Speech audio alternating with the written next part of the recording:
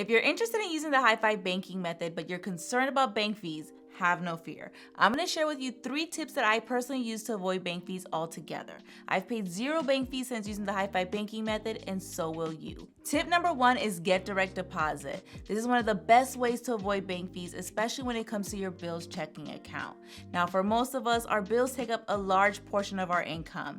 By having direct deposit linked to your bills checking account, you can avoid monthly maintenance fees and also make sure that you have enough money in that account for all of your essentials. Tip number 2, consider a credit union or an online bank. One of the most critical bank fees that you want to avoid is minimum balance fees. This is a fee that banks charge if you don't have enough money in your account.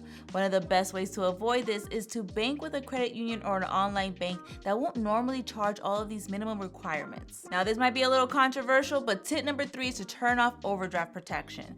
Just last year alone, overdraft fees accounted for over $15 billion. Yeah, that's with a B. I know from the outside looking in, this may seem like an easy way to avoid an embarrassing moment, but trust me, there's other ways. Instead, you can set up email and text message alerts from your bank to get notified every single time you have a low balance, weird transactions on your account, large withdrawals, and even profile changes. This allows you to keep track of not just your low balances to avoid overdraft fees, but also make sure you're protecting yourself from identity theft and suspicious transactions.